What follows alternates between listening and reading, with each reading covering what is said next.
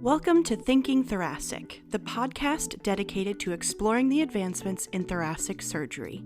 Brought to you by the Society of Thoracic Surgeons. This podcast features leading thoracic surgeons discussing and debating the latest research, surgical techniques, and trends to expand your knowledge, challenge your thinking, and help you stay ahead of the curve.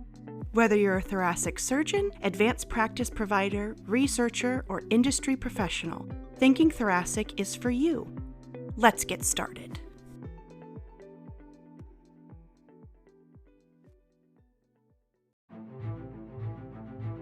The Society of Thoracic Surgeons Thinking Thoracic podcast is sponsored by AstraZeneca.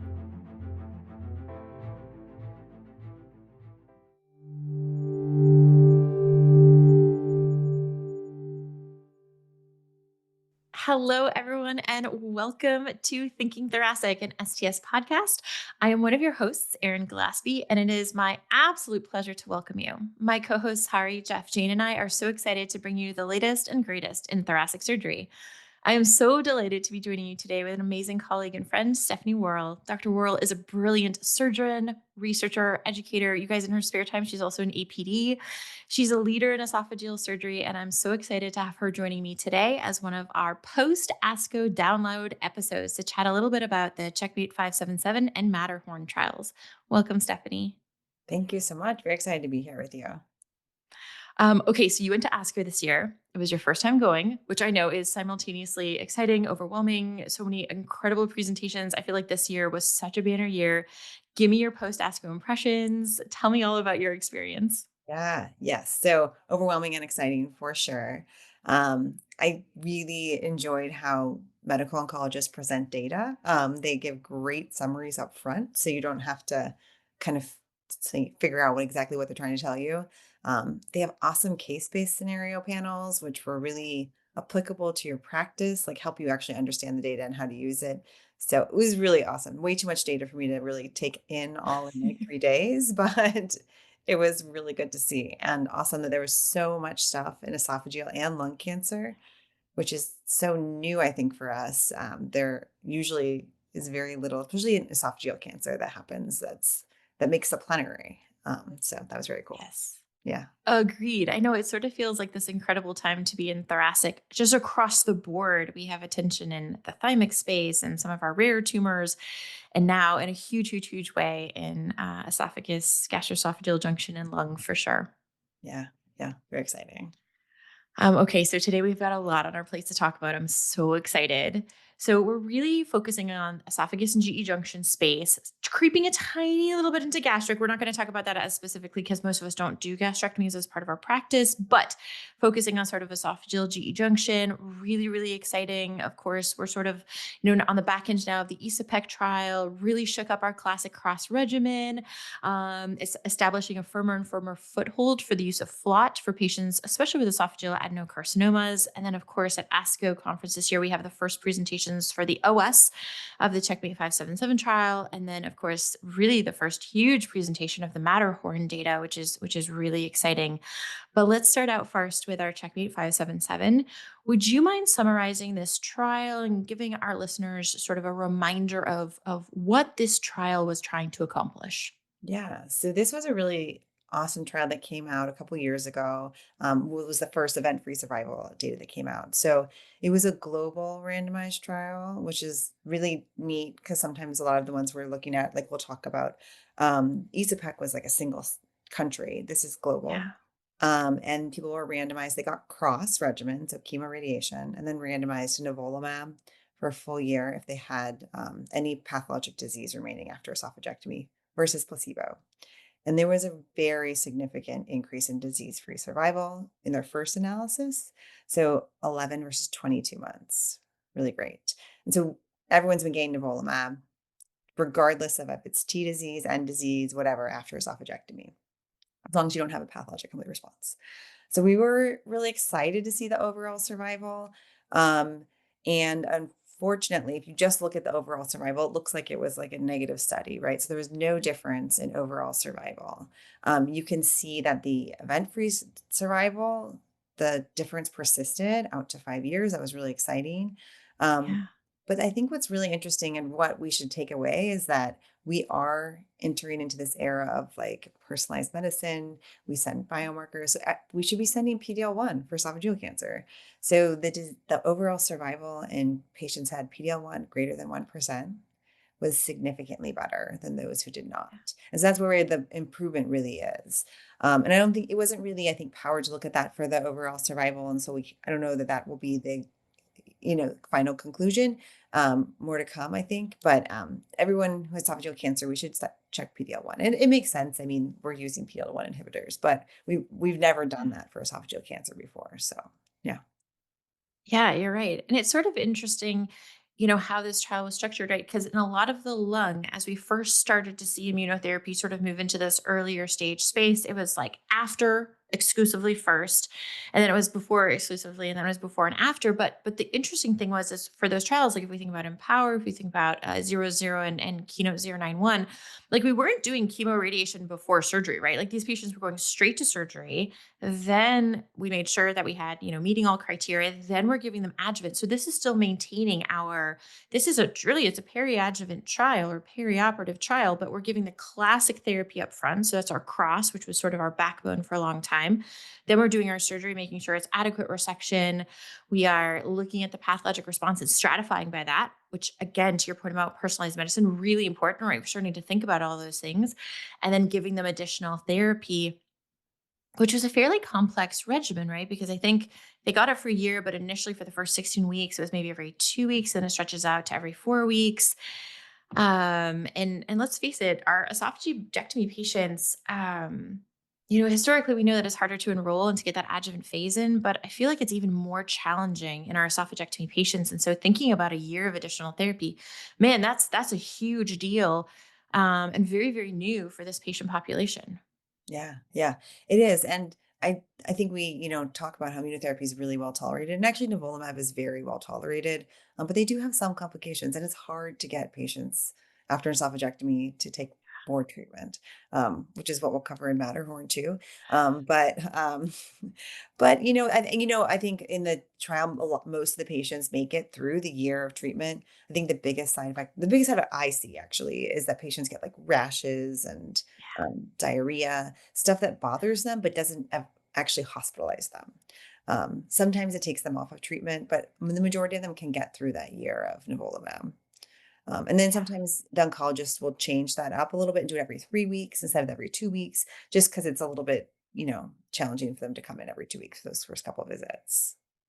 Yeah. It definitely is. And it is interesting that you mentioned a little bit about toxicities, because actually the big thing we look at all these trials is are the patients having prohibitive toxicities? And actually there isn't a huge dropout rate for the addition of nivolumab. I think it was, if my memory serves, 13% of patients had to discontinue on trial if they were in the nivolumab arm, and like 9% for placebo, which again, I think highlights that these patients are really symptomatic because they've been through a lot already. It's not necessarily drug driven. It is, they are sick, they have cancer. There's a lot going on that they're trying to balance.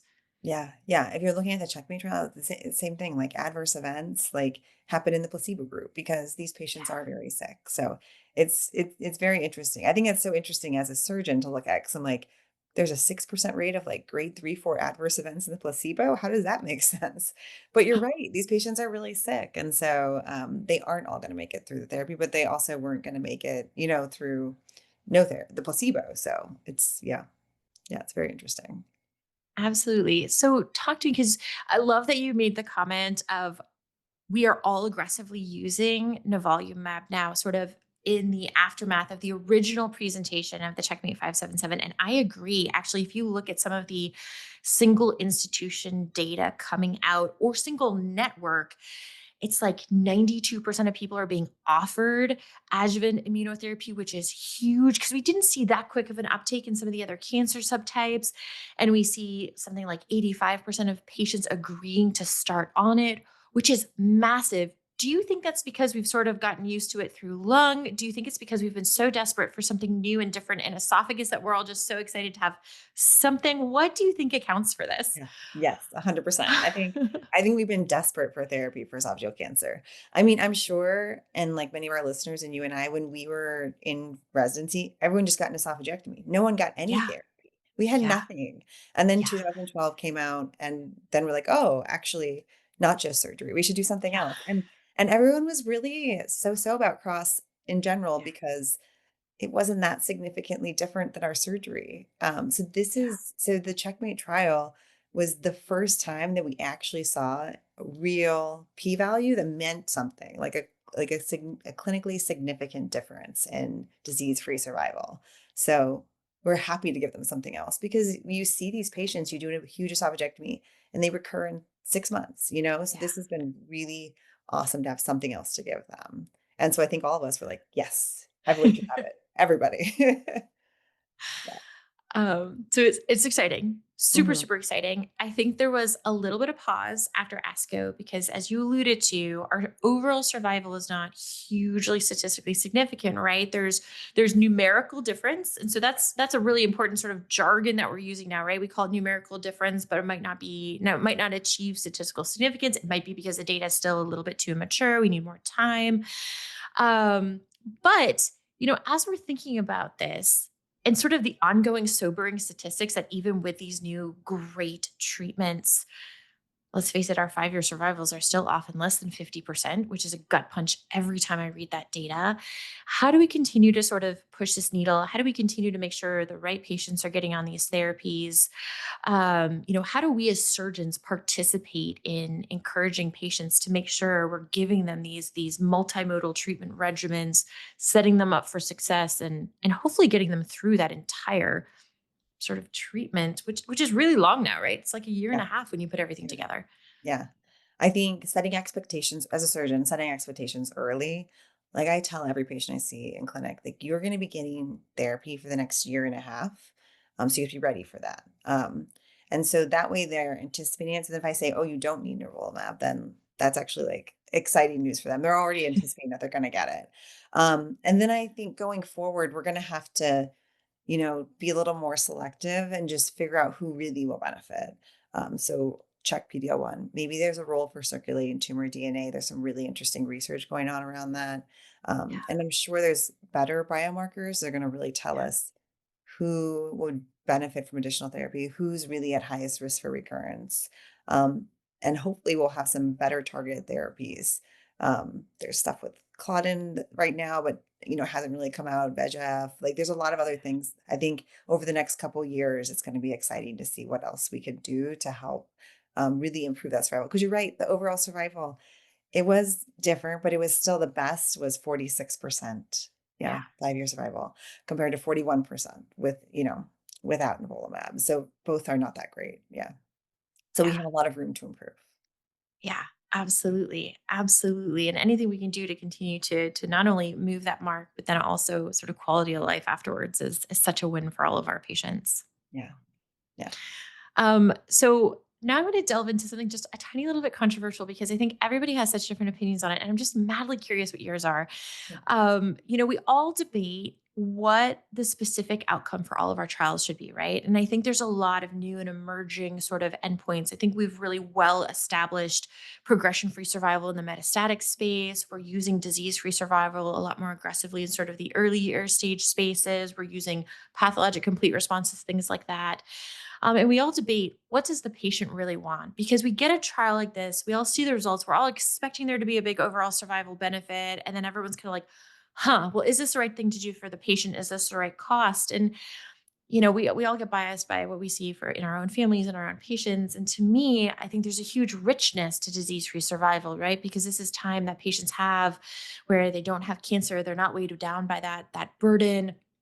They might be on therapy for part of that time, but if it's a manageable side effect profile, can we still count that as a massive win, even if we're not getting that huge, huge, huge overall survival signal? Yeah. I could not agree with you more. I think disease-free survival is probably most important to patients, maybe, potentially, because you're right. Like how much time can you spend knowing that you don't have cancer? Um, I don't like the endpoint of path CR because I Yeah. don't think we really know what that means, and it's really dependent on the pathologist, like looking at every little cell, which they cannot do, you You know. can't. Yeah. Um, and so, I mean, it helps us, I think, decide that, the treatment is doing something, but I don't think the patients really care all that much.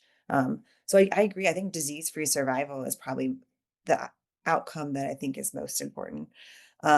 Overall survival is great, but you're right. Like if you're living for a while with cancer and like maybe the overall survival depends on like the quality of life, I think I think we don't spend enough time always talking about quality of life. Um, Particularly quality of life with metastatic disease. So it's hard. I don't know. I mean, there's probably no Harder. right Yeah. answer. So, and every patient is different. So, Yeah. yeah. Absolutely. Which I think and then highlights also your comment of personalized medicine, right? We need to be making sure we're accomplishing the goals that our patients are endeavoring to accomplish, including them as those decision makers as we build these beautiful clinical trials. Yes. Yeah. Awesome. Any additional thoughts, things you want our listeners to hear about the Checkmate 577 T trial, take home points for you personally, having sort of seen this new data emerge? Is it going to impact your practice? What are your thoughts about using sort of cross plus nivolumab? Yeah. I think we're still going to have a large population of patients that get cross for reasons we'll talk about with Matterhorn. And so those patients, I think nivolumab definitely plays a role. I think as surgeons, we should be probably sending PDL1 and we should look at our own data and figure out who really benefits. From this treatment. I don't know that we should be giving it to everybody that doesn't achieve a path CR. I think we're going to have to fine tune that a little bit. So my take homes are, I'm going to check PDL1. I'm still probably going to recommend it to everyone who doesn't get a PCR right now, but we should Yeah. really be looking at, who are these patients that are really going to benefit? Because I think we could figure that out with our data. There's not a lot of other people. That's the beauty of being an esophageal surgeon is we are the people who are really driving a lot of the change for esophageal cancer because that's, we're like Yeah. usually the first stop and we're usually the last stop. So we see all these Yeah. patients. Yeah. Absolutely. Absolutely. And understanding all of those phases of contribution is so critical. I love it. I love it. Yeah. Okay, so as we sort of sneak over into Matterhorn land, because I think this is another really, really exciting trial, I have to ask you before Matterhorn came out, we had ESOPEC, right? And so we have this cross versus flat trial to the death. Who's going to need what regimen? And there are so many thoughts, feelings. I have seen some practices have dramatic shifts and say, I'm never using cross again. I'm going to try to flot everybody. How are you sort of even before Matterhorn? Because, guys, as a reminder, Matterhorn that we're going to talk about, not FDA approved yet. So stay tuned for that. Our current sort of regimens we have, cross, we've got our Checkmate 577, we've got flot. How are you sort of thinking about those different treatments in the space, sort of even before going to ASCO? Are you preferentially, choosing cross versus flot at a specific cancer site? So cervical versus mid versus distal? Is it specific to histology? So squam versus adeno? Are you truly sticking to the GE junctions? How are you structuring things in this current era? Yeah. So a lot of different considerations. Think it's really awesome. And it's true. Some people just took it. Like everyone gets Yeah, flat now. I think it's more nuanced than that. yeah, First, location matters a lot. So our proximal mids, I believe, should still be getting cross. Um, I think distal esophageal G junction is a different type of cancer. And then we also know that squames respond really well to chemoradiation. They have yeah, almost a 50% pathologic complete response. So my squames are still getting cross. yeah, The patients that I spend a lot of time thinking about are like the lower esophageal cancer patients that are not super fit. And that's a yeah, lot of the patients I see. So I get these older patients that I just worry flot, I think, is a really good regimen. And there are some, problems with the ESOPEC trial, but overall, they showed an improvement in overall survival. But the side effects are pretty significant. So over 50% of people will get diarrhea, neutropenia, PEs. And I've seen a lot of PEs as patients are going through flot. And so if it's easy if I have some healthy, fit 50, 60-year-old person that comes to my office. Yeah, I'm going to say yes, flot. That we know is probably better, and hopefully deflot soon. Yeah. But I really like struggle with those patients that are a little bit more borderline, and I favor doing cross because I know they can make it through that Yeah. much more much more confidently get through it and be fit enough to get to esophagectomy. Um, I I hate when they come back after flot and they're really dehydrated and they're just not feeling well. And then I have to be like, okay, now we're gonna do a 6 to 8 hour operation on you, put you in the hospital for a week.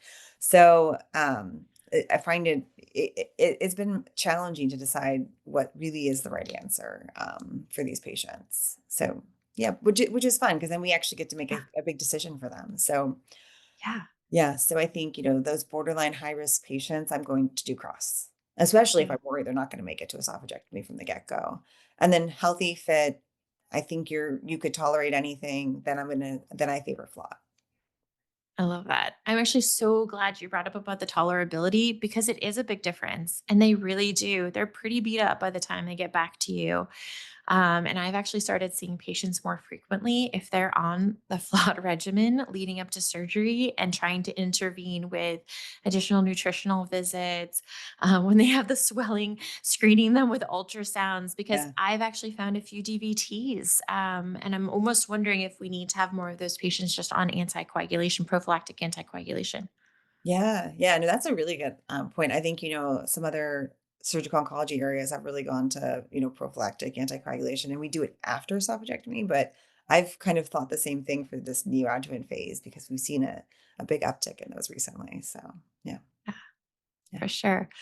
Okay, let's talk about Matterhorn trial design. And just as a note for all of our listeners, we're going to try and put some additional little links so that you can see some of the talks that were released at ASCO, look at some of the trial designs, so that you're able to have those at your fingertips to save into your file bank. So you'll have those handy. But we'll talk a little bit through it. So take me through Matterhorn. yeah, yeah. So also a global trial. So this was also termed during the plenary as DFLOT, which maybe makes it a little easier to understand what it is. It's durvalumab plus FLOT. They get 2 cycles before surgery and then 2 cycles after surgery. And then they continue on with a durvalumab for a total of 10 more cycles. So full year out of immunotherapy. So similar to like our CheckMate. So what we're kind of used to in that regard. And so excitingly, this was the report out for the event-free survival. And they had a 12-month significantly improved event-free survival. It was DFLOT versus FLOT. I should have said that. Sorry. Yeah. And then 2-year is significantly improved event-free survival. We're still waiting for overall survival. That's not out yet. But that most likely will be positive based on what they mentioned during the presentation. So I think since ESOPEC established, and a lot of people have decided that distal esophageal GE junction flot is better than cross. Now deflot is definitely better than flot. So deflot should, in theory, be the new standard of care for distal esophageal and GE junction cancer. Yeah, and the key thing to kind of highlight, a couple of key things to highlight. I love what you said is that these are adenocarcinomas specifically. Mhm. These are sort of the gastric, the low sort of esophageal GE junction ones. They actually included a huge, wide range of stages in this. And I think what always surprises people is for esophagus, because nodal number drive up that stage so much. There was a lot of people who are like, you're including stage 4. That means, the cat's out of the bag. But actually for esophagus, we're not, uncommonly including those patients as Yeah. resectable because of the nodal burden that we can resect. Good performance status always. I Yes. love that it's international. I think, I agree. It's such a beautiful way to run trials, allows us to accrue really, really quickly, and then really make sure that we're having sort of a great impact globally. And then it was, flot with durva versus flot with placebo, and then following on. How did you feel about just having the 2 doses of the durva plus flot ahead of time rather than sort of the 4 or sometimes 8 that we're seeing patients get before gastric? These, total neoadjuvant approaches. This is a big departure from that. Yeah. It was kind of interesting. I agree. And I I think that, esophagus often follows colorectal cancer, maybe like 10 years behind or 5 years, not as dramatically. But so I wonder if we're going to end up being a total neoadjuvant therapy eventually, which this is not. But I think I think it'll be interesting to see what medical oncologists do because, like you said, for FLOT, a lot of them creep up and give most of their peri-op therapy beforehand, despite it being perioperative. And so I think it's a good point. I think this is how the trial was designed. They can definitely, I mean, maybe if you're thinking FLOT, they can't get through it as well. You can make sure they get the 2 cycles, but then I'm not sure you're going to be able to get them all that on the backside. So, yeah, I think definitely Yeah, an I know. interesting design. But yes, yeah. It is interesting. I was surprised that they had just the 2 doses of the Durva, but, nice again to sort of have that additional sort of confirmation that surgery can be conducted safely because one of the things we've been repeating throughout is this is a huge scale surgery. It is a long surgery. Patients have to be fairly fit for it, and the more things we add before, the more potential challenges we can have in getting patients to surgery. And so we're always looking for those safety signals to not sort of prohibit patients moving along to a therapy that we all, I think, still feel pretty strongly that surgery plays a really important role, especially with adenocarcinomas of the esophagus. Yeah. Yeah. I think that's a key point. I think it really made sure that the majority of the patients made it to surgery. Um, because we do think surgery plays a huge role. So yeah. Yeah. That was pretty good. I love that. So we have this incredible trial presented. Tell me a little bit more about sort of the signals that we're looking at with regards to disease-free survival and some of the commentary sort of around, which patients maybe are looking like they're going to have signals to benefit the most. Are there certain subsets of patients that we need to really sort of be the most excited about, and while we eagerly anticipate the approval of DFLOT? Yeah, yeah. So in everyone at this point, like it did show an improvement in disease-free survival, but they did they did test for PDL1, and they did look at, stage specific. And so right now it seems like it applied to everybody and there were not any subgroup analysis presented. So we don't know, necessarily if there's a specific patient population that will benefit more, but you can probably extrapolate from all of the other data we have on IO that those with a PDL1 signal are going to do better. So again, I think we're going to start doing more biomarker testing for esophageal cancer. We have started to kind of extrapolate the MSI high from gastric, and now we're going to do Yes. PDL1. And again, I think this is another area where circulating tumor DNA may be able to play a role. So it's going to be pretty interesting to see some of those like subgroup analysis. It's gonna be great to see the actual publication come out and get some more details around all of those areas. And I'm actually would be more curious to see how the surgical arm, I mean, to see more data on the surgical arm. Um, Agreed. did did the addition of durvalumab make the surgery more difficult or not? A lot of people Yeah. who shy away from chemoradiation comment a lot on how radiation affects our esophagectomy. And so, as in lung cancer, I'm just kind of curious how this really impacted the esophagectomy itself. Agreed. Because there's a lot of fear, especially at first, surrounding lung cancer resections after immunotherapy, right? Like, let's face it, we all had operated on patients who'd gotten years of immunotherapy, and we go in for single site progression, single site recurrence, places that need biopsies, and the tissue planes were obliterated by fibrosis, making the cases so, so, so difficult. But to be fair, that was also after, often Yeah. very prolonged period of treatment. And then as we crept in with, the CheckMate 159, then CheckMate 816, we're like, oh, maybe this isn't so bad.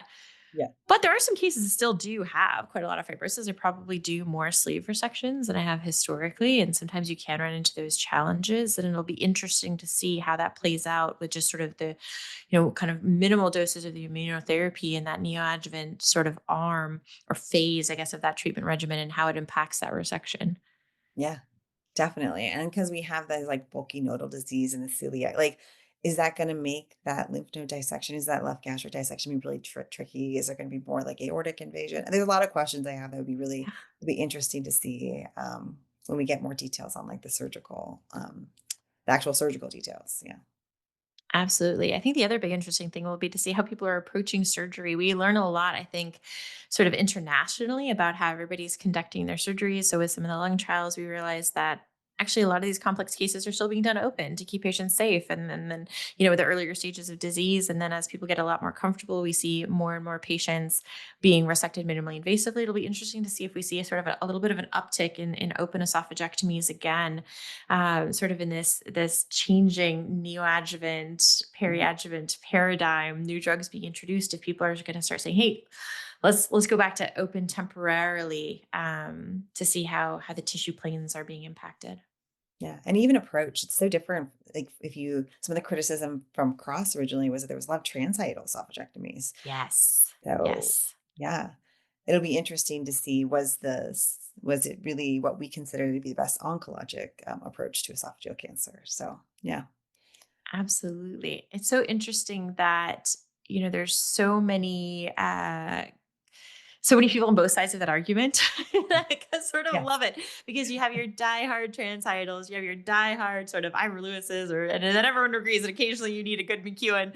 Um, but I don't know about your practice, but mine are very selective just based on what the patient needs, where the disease is, how I think I can get a lymphadenectomy. I love all three.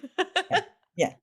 I think exactly. They all serve their own role. So yeah. Yeah. It'll be interesting to see because it is good to see what people are doing globally, like and and just different approaches depending on where people are. So very interesting stuff. Yeah. One of the always interesting things that comes up in the surgical subset presentation is length of stay. Hmm. And I am so excited and curious to see what the length of stay is going to look like with regards to this. If we see any signals that are different, and also trying to sort through that data. One of the brilliant things that some other countries do is they actually have rehabilitation built in as part of their hospital stay. And so when we looked at some of the data coming out of Asia for some of the lung trials, every patient's length of stay was 14 days. And I was like, surely there has to be something here. And it was part of this beautiful rehab packet that they were doing for patients to transition from inpatient to sort of this rehab to home. And so all of their length of stay was 14 days. And so I'll be interested to see if they have similar pathways for their esophagectomy patients, and then sort of what happens in our subgroups of patients that historically don't have sort of that access to that second arm of treatment. Yeah. Oh, that'd be very interesting to see. Yeah, length of stay. I think everyone always worries about an anastomotic leak rate for esophageal cancer or Yes. esophagectomy. So, um, I can't imagine that it will impact it, but it could. I mean, we don't. It'll be really interesting to see. So, and then that's always kind of like a quality metric that we use to decide if we think this trial is, surgically was it done in a way that we think is like adequate. So, yeah, it'll be interesting. Yeah, the endpoints for surgery are always a little bit tricky to sort through. Mhm. And I am really excited that so many more surgeons are being brought on in the front end of these clinical trials, in particular, as we're adding on some of these sort of, preoperative phases of treatment, because things that we interpret as this is a marker for surgery is safe. Other people will look at it and say, oh, well, clearly this way is better. So a lot of the data that we heard coming around some of these early trials were, oh, well, surgery time was less if we gave immunotherapy, surgery must be easier. And that's not a conclusion you can ever draw, right? I mean, Yeah. to me, I'm like, hey, great, it means that it didn't make it more complex, it didn't hinder us in accomplishing the surgery that we needed to. Blood loss, same thing. Yeah. um, One of the other questions that always zooms around my mind as we're thinking about resection of, esophagus when it isn't a defined lobe like cancer is what margins should we be looking at? Is that going to play a role in some of these outcomes? How do we look at that in some of these clinical trials as well? Do we need, is a millimeter enough? Probably not, right? But, what is that true threshold? We're starting to define that better and better and better. Is it a centimeter? Is it 2 centimeters? How far do we need to go? And one of the side benefits of having huge groups of patients who've been resected, we might be able to start digging into some of that too. If all things are otherwise equal, maybe we can start to get a lot of really, really rich surgical outcome data from these beautiful trials. Yeah, yeah. I think there continues to be we debate a lot about different surgical techniques and margins and everything that you mentioned for esophageal cancer, but I think there's still more we could learn, and there's still no consensus on a lot of those. And I think it'll be interesting. We always talk about lymphadenectomy, particularly with immunotherapy. So do you need to take all the mediastinal lymph nodes? Is that why we need to be doing an Ira Lewis? Are we getting a high enough questions I always think about, like, are we getting a high enough proximal margin with an Yeah. Ira Lewis? We've all just adopted this technique, but you know, do you think you're really getting a good proximal margin? Yeah. Particularly these patients with long segment Barrett's, um, and then or is the IO making up for inadequate surgery? I don't, so, Yeah. yeah, I think a lot of great questions that still need to be answered on the surgical side beyond just the systemic therapies that we're giving. Absolutely. How can we continue to challenge ourselves to give patients the best possible outcome with the piece of the treatment regimen that we can control? So, so, so important. Yeah, Love, love, love, love sort of all of these things that are, being moved through in this way. It's yeah. always exciting to see. And it's like you said, it's such an exciting time to be treating all thoracic oncology because, I mean, we have been having a lot of these debates, but things just hadn't changed in a long time, and now there's all these new additions to what we're doing, and so many more questions come up, and maybe we can answer some of our old questions, but we have all these new questions, so um, I think we can definitely move the needle in hopefully survival for esophageal cancer. Totally agreed. Totally agreed. We definitely want to see more and more people being diagnosed at earlier and earlier stages, right? Which always, portends a better outcome anyways. And then continue to have our treatments impact them in as positive a way as possible. Yeah. Exactly. So one of the things that really struck me both with sort of the ESOPEC trial, but really especially with the Matterhorn, because I think they defined it a little bit more specifically, even as like these are lower adenocarcinomas. And you mentioned this earlier in your comments when we were talking a little bit about sort of the CheckMate 577s, that it's probably a different biology when we think about sort of the locations of these cancers. And as we start to think about some of these trials that are being published, and we get all of this beautiful data to apply to our own practices, certainly the data is designed for and most compelling for really these distal adenocarcinomas. How do we as surgeons make sure we are understanding and interpreting this data correctly, applying it to the right patients, but also advocating for trials where maybe we need an altogether different trial for patients with sort of a higher adenocarcinoma, or maybe do we need to think about if we move into another phase of a Matterhorn, if there's, a follow-up with different configuration, do we try to include a wider breadth of adenocarcinomas all in one, or does it make a lot of sense having this sort of gastroesophageal junction and then separating out the esophagus altogether? Yeah. And I think that's great. I mean, because if you look at a design, even for just going back to cross versus flat, cross took all esophageal cancer, adenocarcinoma, squamous cell carcinoma, wherever on the esophagus. I mean, not really upper, but like middle, Yeah. lower. Um, and then FLOP was really a gastric cancer trial. Yeah. It was GE junction and mostly gastric. And then we just decided to compare these two things that, like on the surface, that seems kind of, crazy that we're just putting it all together. It does make sense, but at the same time, you're right. Like we probably need to be more nuanced about how we look at these things in the future. And if I were to design a perfect trial, I would not lump these things together. I would definitely keep adenocarcinoma and squamous cells separate because they respond differently, and they're typically in different locations. But is a mid esophageal adeno the same as a lower? Maybe it depends on where it came from. So Yeah. is it all Barrett's related, or was it gastric that crept up? Um, I think there's just like a lot of unanswered questions in that. And I don't know that we'll ever have a trial that specifically looks at one like mid esophageal cancer because mid esophageal Yeah. adenocarcinoma because it's not enough to Yeah. really enroll even globally. And I Yeah. think that's why we've always lumped them all together just because it is a low incidence cancer for clinical trial enrollment. I mean, because even the cross only had like 300 patients, and that Yeah. was both adeno and squamous. So I think Matterhorn had a lot more, almost 1,000 patients, but that was because there's a lot of gastric. Yeah. So it's, I think it'll be really hard to answer the question to very specific locations within the esophagus and trying to differentiate the others. And so I think that's where biomarkers will probably matter. If we can kind of more tell cell of origin and more about the tumor itself beyond just the superficial adenovirus, then I think we'll be able to better treat those patients.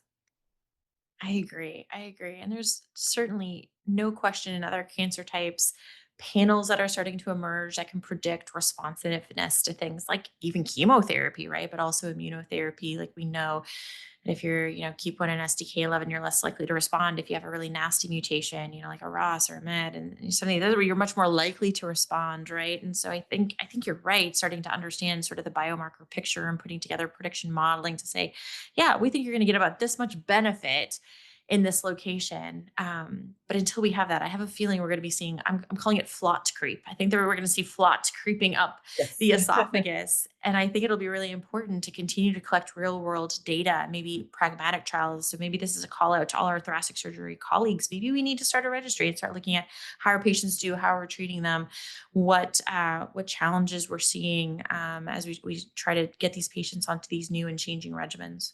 Yeah, definitely. Yeah. And I think we're the people to do that.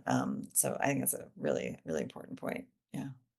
We did allude to it with CheckMate 577, but almost any trial, the best shot we have of getting drugs into our patients is before surgery, because there's no question that surgery does carry some morbidity with the patients every time we add sort of a new treatment regimen on. And really, it looks like these trials will be probably fairly similar to trials that we see in other disease sites where, for better or for worse, probably about 50% of patients will make it through the full year of treatment. And the other half will have those side effects that become less appealing to manage over time. And we'll continue to see those dropout rates. It'll be interesting to see as we more broadly prescribe these treatment regimens to see if that sort of parallels in real world experience with our clinical trial experience as well. Yeah. Oh yeah, yeah, for sure. Yeah. Yeah. Okay, so a lot of exciting things. So we've got Matterhorn now. We've got our beautiful cross regimen still. We've got Flot. What are you most excited about with esophagus? I think biomarkers unquestionably sounds like you're really excited about. Is there anything else coming down the pipelines that is sort of weighing on your mind or that you're really excited about seeing fleshed out over the next few years as we start to think about how we care for these patients? Yeah. Well, I think there are a lot more clinical trials coming out for esophageal cancer. So I guess I'm going to get to go back to ASCO in the coming years, which is exciting. I think excited or trepidatious, I should say. There are more trials ex- on organ preservation. I think this is going to be the next kind of debate. There's a Sono 3 happening right now, which is going to be chemoradiation, clinical complete response, and then IO. And it'll be interesting to see. I do love an esophagectomy, and I do think it is a very important part currently in helping to treat patients with esophageal cancer. But I think we don't have to always take the esophagus out. And we have a lot of patients that come to us and maybe aren't going to make it to esophagectomy, and it'll be nice to have something else to offer them. So I think organ preservation is going to be really interesting to see what happens with that.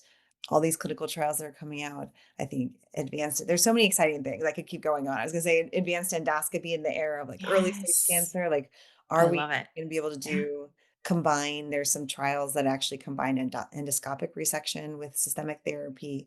Like, can we do more of that? So, yeah. So it's just exciting to see everything that's changing and going on in the field of esophageal cancer.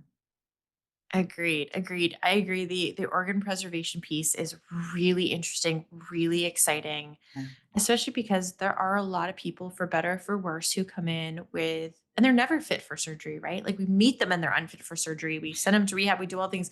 They never achieve a level of fitness to where they can tolerate surgery. And so Yeah. continuing to expand our armamentarium for Yeah. those patients is so exciting. Yeah, definitely. Yeah. So, I mean, because the more people we can treat, the more likelihood we are to actually improve the outcomes for everybody with esophageal cancer. So, definitely an important arm or component of our full treatment paradigm here. I love it. I love it. Well, I'll tell you, I think you and I are both huge ASCO fans. There's no question there's going to be a lot more great meetings to come and very exciting presentations in the future. And for any of the surgeons out there who are maybe debating whether or not to check out an oncology conference, I can tell you that they're the most welcoming, wonderful, exciting, incredible, overwhelming experiences, and highly, highly recommend for both of us. Yeah, agree. And I'd put a plug. There's GI ASCO in January of next year. So it'll be interesting to continue on with these debates there and kind of delve more into some of this stuff. So yeah, I love it. I love it. Stephanie, thank you so much for hanging out with me today. This has been such a treat. I always love getting to spend time with you. I could not agree more. Thank you so much for inviting me. Amazing. To our incredible listeners, thank you so much for joining us. And as always, be good to yourselves, be good to each other, and always keep smiling. We'll look forward to seeing you guys soon. Bye now.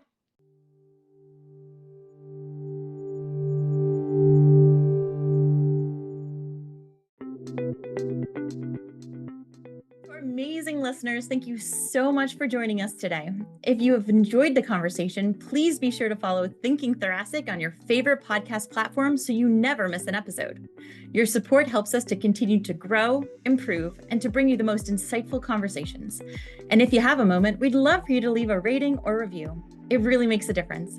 Thanks for tuning in, and we'll see you next time. Thank you for joining us on this episode of Thinking Thoracic.